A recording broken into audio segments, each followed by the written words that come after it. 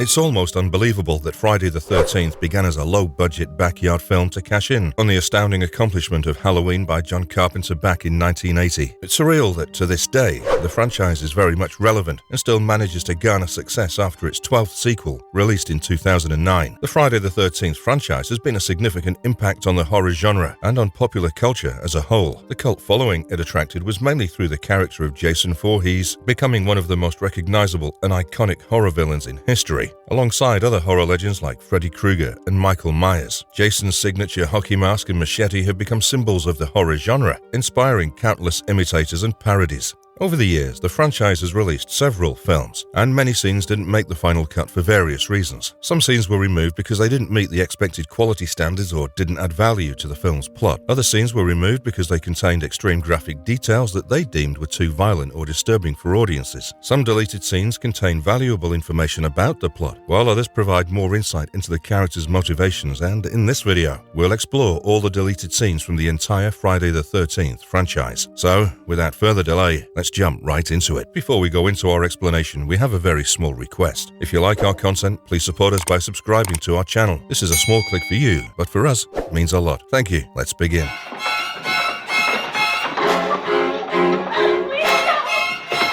Friday the 13th, 1980, the first movie. The deleted scenes from the original movie explored. It's yet undeciphered why exactly these were chopped off from the OG movie, but it can be estimated that the bloodlust in the killer was portrayed too vividly through the deaths in the movie, starting with the scene with Claudette's death. The first ever victims in the Friday the 13th movie were the counselors of Camp Crystal Lake, Claudette and Barry, who were brutally murdered by an unknown killer after they skulked into a barn. Now, it should be noted that Claudette's death was not covered in the final movie, even though the film witnessed an extensive opening shot with a pretty vivid murder scene. This actually embarked on an urban myth amongst fans about a deleted scene from the opening of the original Friday the 13th movie. Focusing on the rumored alternate opening, the scene supposedly dictates a more intense altercation between the murdered and the teenage counselors. Apparently, Barry has one of his fingers chopped off before being murdered, and Claudette finds her end with her throat against a machete. This particular scene has been seen a lot in production stills, but the director has always denied the very existence of this gory opening scene, as the images surfacing Claudette's death were nothing more than mere test shots before they decided to focus on essential elements rather than the character's on-screen death. To this day, this topic incites quite the controversy revolving around fan theory versus director's cut. Fans strictly believe that although the shooting of the scene did take place, the crew lost it and hence it didn't make the final cut. On the other hand, the OG film crew consistently stand their ground about the scene never being filmed in the first place. Although no evidence of any footage has emerged till date, the shots of a freaked out Claudette with the machete jabbed at the edge of her throat kinda gives some gravity to the entire fan theory around this scene. Although the Friday the 13th original film was an iconic power film in the horror genre, the hype about the inclusion of Claudette's death scene in the film's final cut could have been a dark cherry on top of this horror-glazed cake. Now, let's fixate on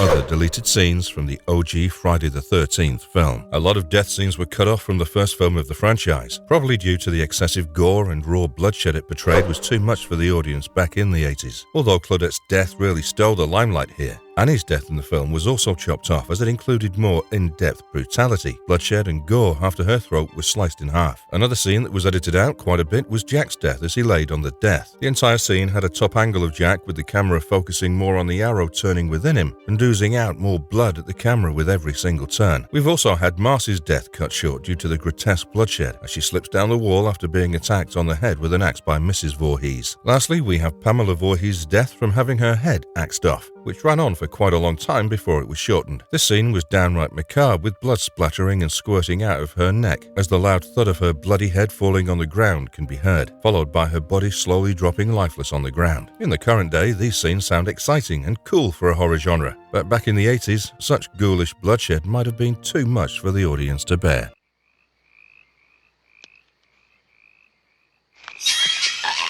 Friday the 13th, 1981, the second movie. The infamous gore cut scenes from Friday the 13th, Part 2. Fans deemed that the second film from the Friday the 13th franchise was ruined by the Motion Pictures Association after they censored the movie by asking the team to cut down major chunks of the movie due to its gruesome and over-the-top gory scenes. Even though this sequel was made in a very short span of time, it managed to incorporate a lot of spine-chilling jump scares and some pretty macabre slasher scenes. It took 39 years for the franchise to release the extra gory extended version version of Friday the 13th Part 2. Till date, Paramount denied the documentation of these scenes in their archives, but 4 decades later, it was released via the Friday the 13th box set from Scream Factory. With this movie being Jason Voorhees' first outing as the franchise's prime antagonist, it definitely mapped more blood and gore than one can imagine, starting with a longer, more graphic version of Alice's death. In the original film, Alice's death is relatively quick and doesn't fixate much on how she died. However, the deleted scene shows Jason using an ice pick to stab her repeatedly in the face, adding a more gruesome element to the kill with her screaming as blood shot out of her eyes.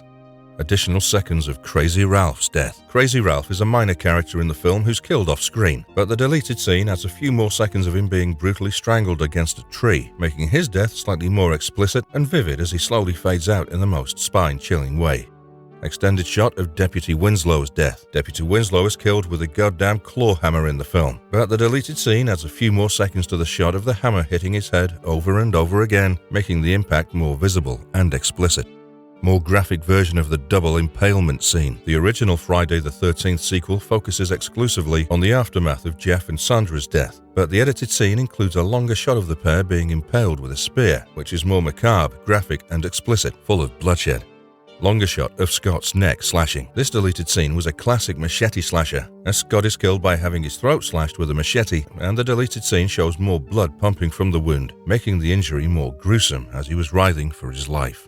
Alternate version of Mark's death. In the film, Mark is a character in a wheelchair who is again killed by having a machete lodged into his face. The deleted scene shows a longer shot of him rolling backward in his wheelchair with the weapon still stuck in his head, which is more graphic and disturbing. It's worth noting that the inclusion of these deleted scenes may change the viewing experience of the film for some viewers, as they add additional gore and violence to already graphic death scenes. These scenes were removed from the film in order to obtain an R rating from the MPAA, as they were deemed too graphic or violent for a wider audience. However, they've since been made available in various releases and restorations of the film, giving fans the opportunity to see the movie in a more complete form. Some fans may appreciate the opportunity to see the movie in its more complete form, while others may find the added content to be overly disturbing or gratuitous.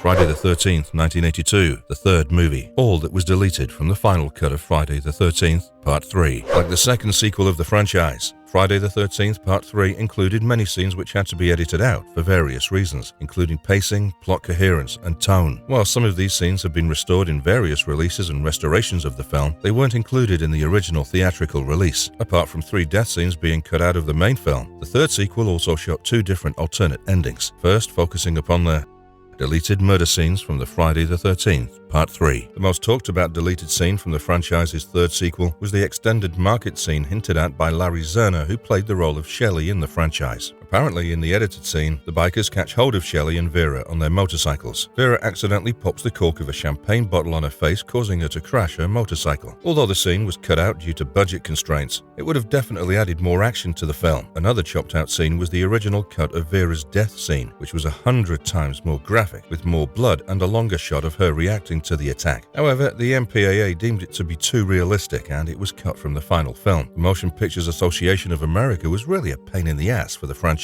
back in the day, as the scene with Andy's death was also more grotesque, with a longer shot of his body falling off, evidently causing more bloodshed, but was likely cut for pacing reasons or to avoid an even higher rating from the MPAA. It's no news that these scenes, if added in the originally released film, would have added more thrill and jump scares, but it's also unsure if the 80s audience was really ready to witness such macabre scenes on screen. No doubt the franchise was ahead of its time in the horror genre. Moving on to the alternate ending shot for Friday the 13th, Part 3. As mentioned before, the third sequel from the Friday the 13th franchise shot 2 other alternate endings other than the one which made it to the final cut of the film. The first alternate ending, featuring Chris's beheading, is extremely graphic and disturbing. In this version, after Chris thinks she's finally escaped from Jason, she returns to the cabin and finds herself confronted by Jason, who decapitates her with one swipe of his machete. This ending was deemed too shocking and violent and was replaced with the jump scare ending of the released film. The other alternate ending features Ali jumping out to scare Chris instead of Jason, allowing them to escape together. When the police arrive at the scene, Jason's body is never really recovered. This particular ending was likely cut for not being as satisfying as the jump scare ending, as it lacked the necessary spice needed to end the movie with its horrifying grandeur.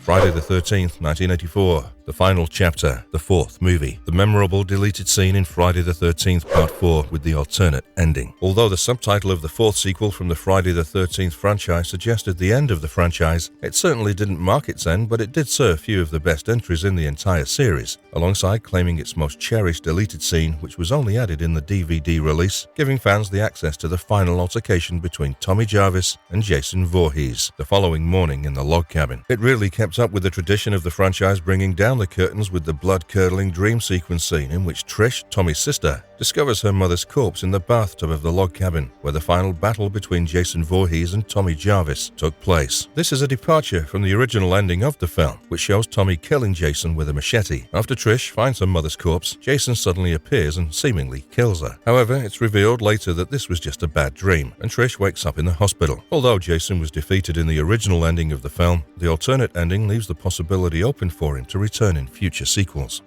Some other crucial deleted footage from the movie. Decades later, many deleted footage surfaced from the fourth sequel of the Friday the 13th franchise. Most were found without any audio, but were simply disturbingly silent, gory outtakes, starting with the alternate opening scene shot for the movie. The initial starting scene of the movie Friday the 13th Part 4 was slightly trimmed to remove some dialogue between the paramedics. In the deleted part, two paramedics discuss their job and how, when working in a hospital's emergency room, everything that comes in is a goddamn emergency. This is a minor change that doesn't significantly impact the plot or character development, and was likely made for pacing reasons, as the film opens with a lot of exposition before getting to the action.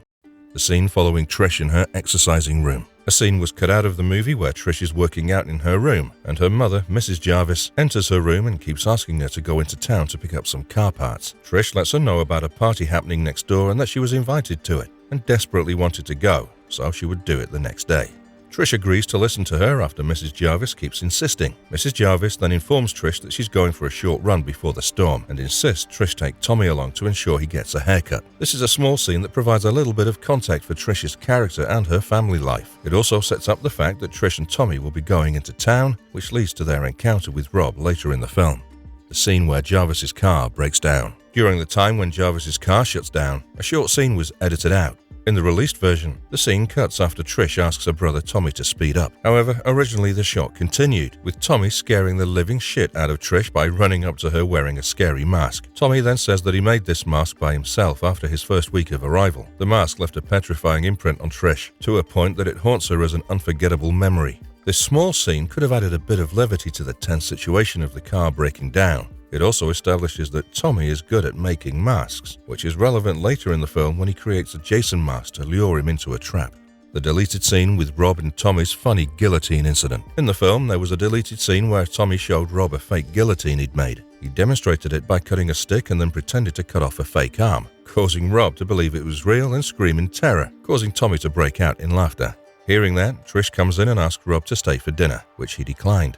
Before leaving, Tommy asked what was in Rob's bag, and he gave a vague response. Through this cut-out scene, we witness Tommy's interest in special effects and gore, which is another relevant detail for later in the film when he uses his skills to create a Jason mask.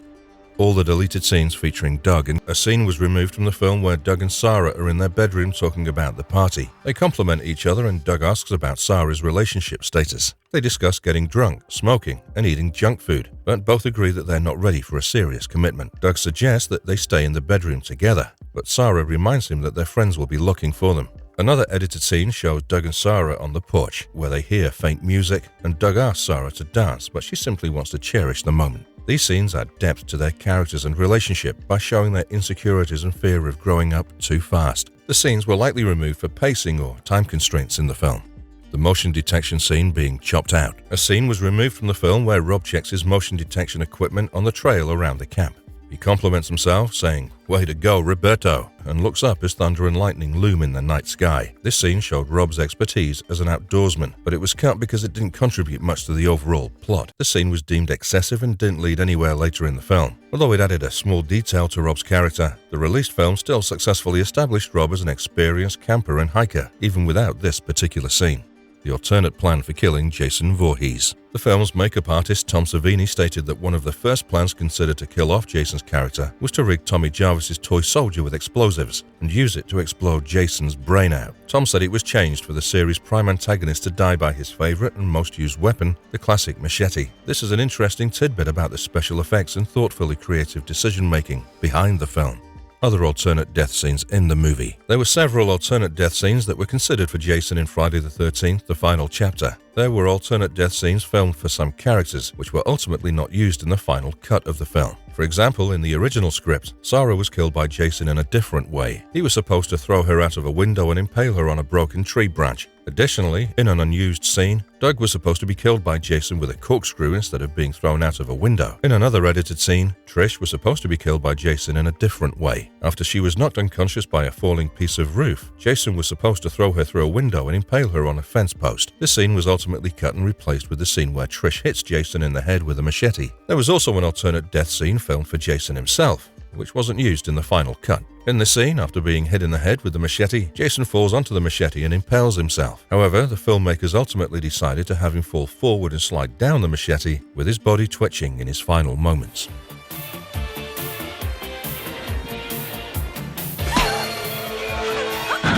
Friday the 13th, 1985, A New Beginning, the fifth movie. Friday the 13th, Part 5, A New Beginning deleted footage, explored.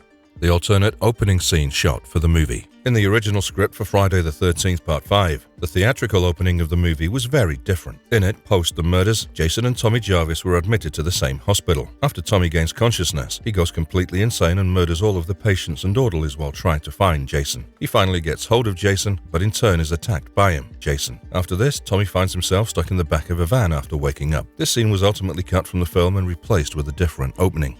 The scene about Neil and Les. The shot of Les and Neil in the starting of the film, when Tommy witnessed them being brutally murdered by Jason in his dream, was different from the one that made it into the final cut. The specifics of the difference are not really clear. Additional barn scene with Joey and Robin. There was a shot in which Joey and Robin were in a barn, where Robin would put candy in Joey's mouth. Every time he ate that piece of candy, she would plant a kiss on him. This scene was cut from the film due to time restrictions and probably because it was too romantic for a horror film. Joey's death scene. A more graphic shot of Joey's murder was taken, in which his insides plunged out of the back of his body as he was axed again and again by Victor. However, this scene wasn't included in the final cut of the film as it was extremely disturbing, bloody, and grotesque. Junior's death scene. Junior's death was initially extended, with more graphic violence along with the cleaver originally dismembering Junior while he was sitting on his bicycle. A picture of this scene appeared on the back cover of the film's authentic VHS tape, although the scene probably didn't make it due to MPAA guideline restrictions. Jake's death scene. There was better footage of the sharp cleaver lodged right in Jake's face that included blood squirting out of the cleaver cut and flowing down to his neck. However, this scene wasn't included in the final cut of the film, probably because of how disturbingly macabre it was. Robin's death scene. Originally, Robin's death by a machete was displayed in its full extent, with the knife going through the ribcage and blood splattering across the top portion of her body. However, this scene was also edited out and shortened for the finished film. Violet's death scene. In the initial script for the fifth sequel of the franchise, Violet was apparently going to be killed by a machete lodged between her legs while she was doing her aerobics. The producers of the film found this too vulgar, and it was altered to her getting macheted through the stomach.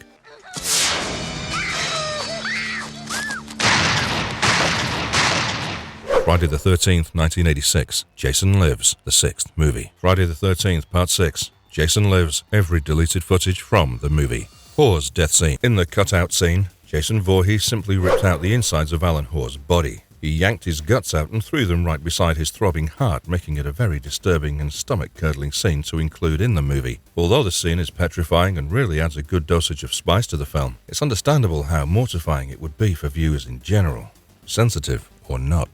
The extended scene with Tommy in the police station. The scene where Tommy Jarvis was in jail actually ran longer than it was shown. In the edited parts of Tommy first being under imprisonment, he questioned Sheriff Garris why he failed to properly cremate the bodies, to which the sheriff implied that even though he wanted to, Elias paid a shit ton of money to make sure that his mother and him received a proper burial. It's very much possible that the scene was shortened due to obvious lack of context.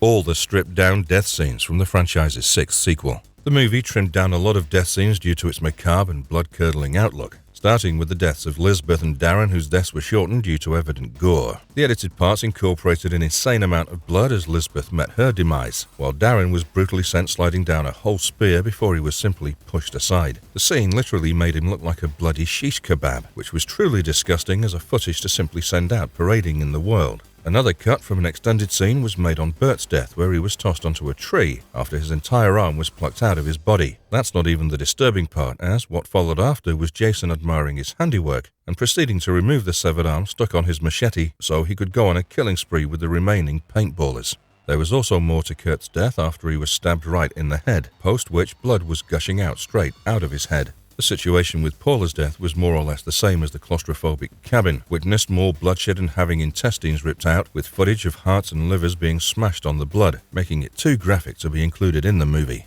Sissy's death was also toned down as in reality her severed head dropped off from her body and simply lay dead on the ground. Lastly, we have the scene which cut out Sheriff Garris's death, as the edited scene showcased his mortifying screams as Jason crushed his bones and snapped his leg in two halves.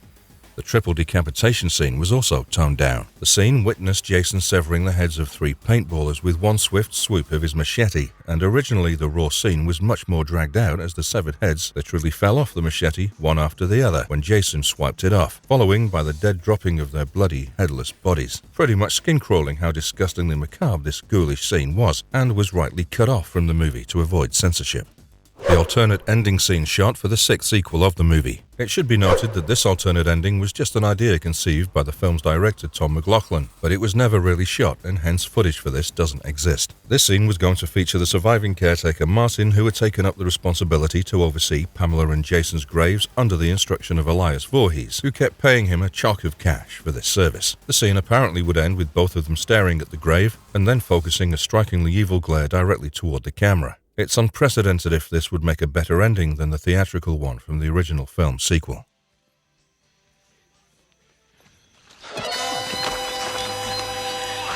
Friday the 13th, 1988, The New Blood, the 7th movie. Friday the 13th, Part 7, The New Blood uncut version is tough to find. Friday the 13th, Part 7, The New Blood featured the comeback of the iconic villain Jason Voorhees taking on a teen who was actually psychic, in contrast to his usual target of interchangeable uni students. However, despite its unique premise, the movie was ridiculed by critics and seen as an irrelevant entrance within the franchise, which was already in decline after the shocking success of Friday the 13th 6, Jason Lives. One of the reasons why the film is of interest to horror fans is because the OG edit of Friday the 13th Part 7, The New Blood, actually showcased a very gruesome and grotesque demise for most part of the cast. However, the Motion Picture Association of America took no particular exception here and forced the director to cut out most of the carnage from the movie. As usual, this Friday the 13th movie too had fallen in violation of the MPAA. However, the shots were edited out from Friday the 13th Part 7 The New Blood as they were impressively more grotesque. Some of the censored scenes from the original edit of the movie include Ben's head being crushed into a bloody puree in between Jason's hands, Judy's death by a sleeping bag being much more graphic as she was repeatedly bashed against a tree like a stick, and Dr. Cruz being murdered with a freaking tree trimmer being much bloodier and dragged out compared to the version shown in the released film. Sadly, the lost footage of the uncut death scenes from Friday the 13th Part 7 The New Blood existed only in a poor quality VHS transfer for several years, which exposed the gruesome nature of the scenes. Many fans had requested an uncut version of the film, but it was reported that Paramount had destroyed the unused footage during the 1990s. As a result, it's unlikely that a restored version of the film with the original graphic scenes will ever be released, especially since the film's director, John Carl Buechler, passed away in 2019. Overall, the 7th sequel of the Friday the 13th uncut version is much sought after, but unfortunately, it'll never be released in its uncensored glory due to the censorship imposed by the MPAA and the destruction of the unused footage.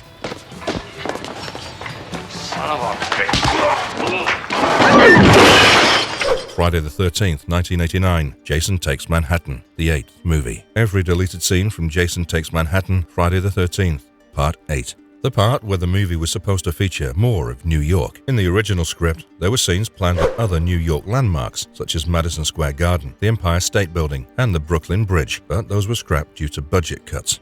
the scene where Jason was apparently not real. After Jim tells Susie to forget about Jason as they were nothing but stories, there was supposedly a prolonged conversation between the two that was edited out. Susie says that they're the last graduating class and that since Lakeview High is closing for good, there's no reason for him to come back, because there'll not be anyone left in the first place. To this, Jim replied that it didn't really matter as Jason wasn't real anyway. This scene was probably edited out due to its lack of context or irrelevance. The scene with writing lame books as an alternate career option. There was an extended conversation between Rennie and Miss Van Dusen while they were in her car. When Rennie comments that Toby is nervous, Colleen informs her she's giving up teaching since the school is closing. She adds that she wants to write a great American novel about a senior class cruise to Manhattan, brimming with romance, murder, and adventure. Rennie added that she'd write a cookbook with low cholesterol recipes instead. After that, she gives Colleen the Stephen King pen. The scene plays out as it was in the released film.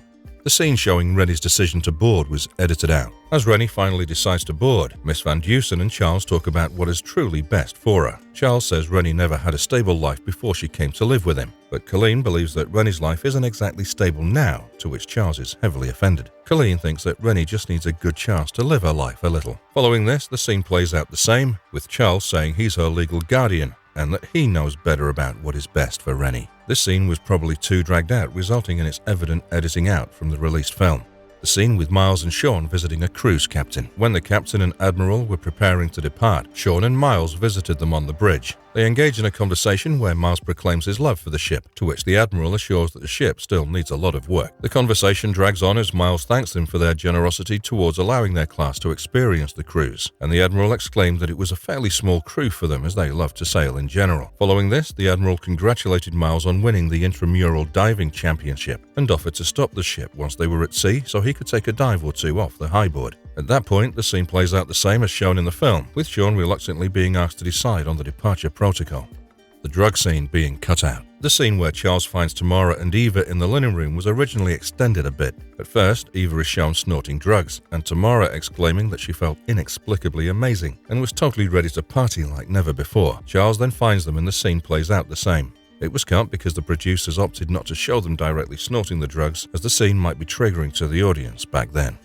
Alternate death scene of the boxer. This scene, which depicts the boxer's alternate death, demonstrates a drunken deckhand stumbling down the staircase after continuing to believe that he's being chased by Jason. He then proceeds to hurry down another flight of stairs where he encounters the boxer, who springs up with darts stuck into his eyes and blood gushing out of them as he falls down at his feet.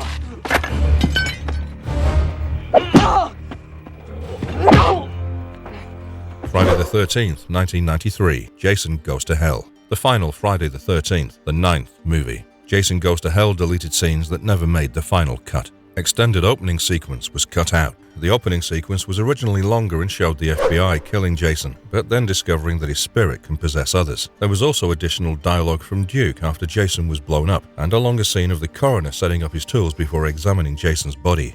The deleted dinner scene. There was an extended scene after Joey B shows Ward how to make a Jason burger, which shows Diana serving food to other characters at the diner. When Steven inquires about Jessica, Diana ignores him. Additionally, Landis, Josh, and Randy are sitting together in a booth, and Landis threatens Josh for flirting with Diana. Vicky and Diana then high-five, after which Vicky asks her to attend table 4. Diana then waits on Duke, and the scene plays out as it does in the theatrical version. The deleted scene with the prank calls. There's a deleted scene in the movie where Steven is having a conversation with Randy and Vicky at the diner. When they discuss making prank phone calls, it's revealed that Vicky has never really made one, and Steven quotes a famous saying about resisting temptation. Randy reveals that Steven used to order strippers for church bingo. Steven asks Ward if he's ever made a prank call, and he shares a funny story about calling an adoption agency when he was a child. Joey B throws something at Ward, and Vicky argues with Shelby. Steven then makes a prank call to Anthony's Pizzeria, pretending to be Officer Randy Parker, and offers Vicky's services as a waitress. He argues with the person on the other end about the price and threatens to shoot him in the head. Randy tries to stop him and realizes that it was all a joke in the end. The deleted scene with Jessica in her mother's house. In the original version of the scene, Jessica's ordeal was longer. After Robert cuts the power, Jessica falls down the stairs and breaks something made of glass. She then steps on the broken glass and cuts her foot. She removes a few pieces of the glass and moves slowly towards the living room, where a barking dog startles her. After spending some time in the living room, she eventually makes her way to the garage, where the rest of the scene happens as it did in the final movie. The deleted scene with Duke fighting the demon baby. There was a deleted scene from the movie which showcases Creighton Duke fighting the Hell Baby before it falls deep into the cellar. prophecy scene was also shortened. There was an additional dialogue cut out where Stephen asked Duke about the possibilities of Jason being reborn through a connection with a dead member of the Voorhees family. The ending scene of the movie was also shortened. Initially, the ending of the movie had a more complicated version. As Jason is being dragged to hell by the demons, additional demons appear, creating a more sensational departure. One of these demons was a colossal creature that eventually drags Jason down to hell. It's not yet known why the scene was shortened, but time constraints could play a big factor here. What the hell? Friday the 13th, 2001, Jason X, the 10th movie. Jason X deleted scenes explored. The deleted scene showcasing Pamela Voorhees furthering Jason's evil rampage. This particular deleted scene aimed to show how much of a lost cause Jason Voorhees truly is after decades of being on a rampant killing spree. Despite the criticisms, the movie is considered a very underappreciated installment into the Friday the 13th franchise because of its macabre yet creative killings and humorous takes on the science fiction genre. One notable scene in the movie involves a virtual reality or VR program that two female counselors use to distract Jason. In the VR program, the female characters praise the benefits of drug consumption and engaging in sexual activities before marriage. Jason reacts to this by brutally murdering one of the virtual girls by using the other girl as a weapon. This act serves as a reference to a scene from the third movie sequel in the series. The initial script for the movie, however, had a different experience in mind for Jason using VR. In the deleted scene, Jason would have heard his mother Pamela's voice calling out to him from within the lake and would have found a virtual version of her. According to the script, Jason, now rebuilt into the super strong Uber Jason, would have held down the virtual Pamela, drowning her underwater, in an echo of his own supposed demise as a child. The scene was meant to demonstrate that Jason had lost the very last ounce of humanity, and not even his own mother was beyond his urge to kill. However, Jim Isaac, the director, didn't like the idea of this scene and ultimately removed it. He thought about including a different VR scene involving Pamela, but that idea was also trashed when actress Betsy Palmer refused the offer of appearing in the movie.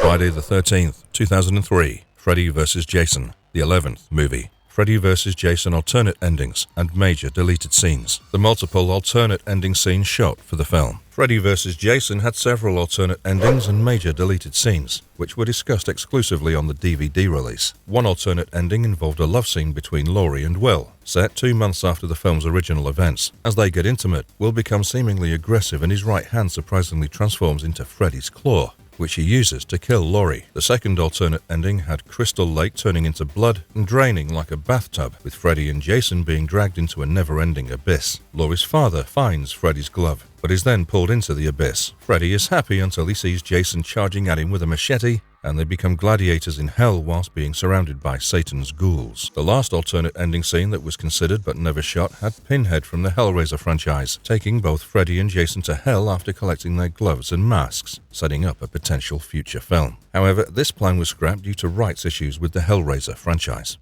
Some significant deleted scenes from Freddy vs. Jason. Extended opening scene was cut down. The original opening of the movie was longer and included a scene where Heather, a camp counselor, puts her campers to bed and starts drinking. One of the young campers, Billy, cries to Heather to stay with him because he had a nightmare. But Heather scolds him and leaves to head down to the lake. When Heather spots Jason, she runs back to the cabin, which is locked. She knocks on the door and pleads with Billy to open it, but he gives her the finger. So she heads off into the woods where the rest of the scene takes place.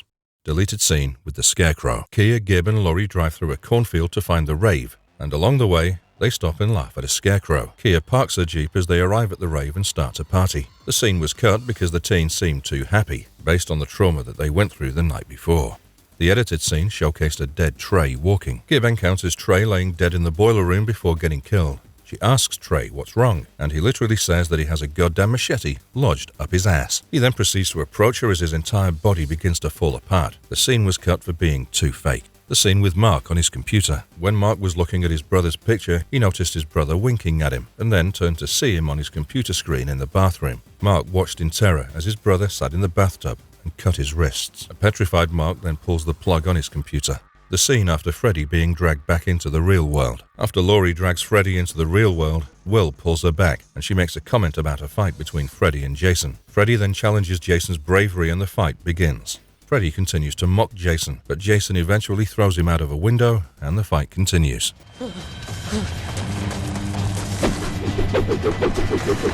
Friday the 13th, 2009, the 12th movie. Every deleted scene in Friday the 13th, 2009, the hot tub scene. Although this scene was never filmed, there were stills released that show some of the cast members involving Chewie, Lawrence and Bree inside Trent's hot tub. It's unclear why this scene was cut, but it's possible that it was deemed unnecessary or too long. Jason's mask origin in the movie was cut out. In the theatrical release of the movie, Jason's mask is never explained. An alternate version of the movie reveals that Donnie, a character who lives in the cabin where Jason has been hiding out, has the mask and is wearing it while smoking weed. Jason comes down from the second floor carrying kerosene, beheads Donnie with his machete, and then takes the mask off of Donnie's head and puts it on his own. This version of the scene provides more context for Jason's iconic mask and how he came to acquire it. The alternate scene showcasing the death of Chelsea. In the original release of the movie, Chelsea is hit by a boat and killed instantly. However, an alternate take of her death shows Jason standing on shore after she's hit, motioning with his finger and daring her to come out of the water since he'll not go in after her. Chelsea is dazed and terrified and ends up drowning. This version of the scene is a bit more drawn out and emphasizes Jason's sadistic taunting. The extended police station scene was edited out. Originally in the released film, Officer Lund answers Clay's 911 call and decides to check out the scene despite thinking it might be a prank. Officer Brack accompanies him and they eventually discover evidence of Jason's existence. However, an alternate version of this scene shows Officer Lund thinking Clay is simply making noises and dismisses it to make popcorn instead of responding. Officer Brack chews him out and then decides to go to the scene himself. This version of the scene is a bit more comedic and emphasizes more on Lund's skepticism. The alternate ending shot for the 12th sequel of the film. In the theatrical release of the movie, Whitney sticks a machete in Jason's chest and drops his mask into the lake. However, an alternate version of the ending shows Jason getting caught up in the chains of a wood chipper and reaching out like he did after Chris hit him with an axe in Friday the 13th, Part 3. As he gets pulled in, his neck snaps and his mask pops off in the wood chipper. This version of the ending provides a different way for Jason to die and explains how his mask ended up in the lake. In conclusion, the Friday the 13th franchise is known for its iconic slasher villain Jason Voorhees and the gruesome murders that he commits. While some of these deleted scenes may have added depth and complexity to the characters and the overall story, they were ultimately left on the cutting room floor for various reasons, such as pacing or censorship concerns. Despite their absence from the final films, these deleted scenes provide a fascinating glimpse into the creative process behind the making of the Friday the 13th franchise. Whether you're a die-hard fan of the series or a casual viewer, exploring these deleted scenes can offer a deeper appreciation and understanding of the Friday the 13th universe. From the eerie atmosphere of Camp Crystal Lake to the iconic hockey mask of Jason Voorhees, the deleted scenes from this franchise continue to captivate and horrify its viewers to this day. Please let us know in the comment box below about your favorite deleted scene from the Friday the 13th franchise, and don't forget to mention how it would have added spice to the film. And if you liked our content, don't forget to leave a like and subscribe to us if you haven't already. Have a good one and be safe. Thanks everyone.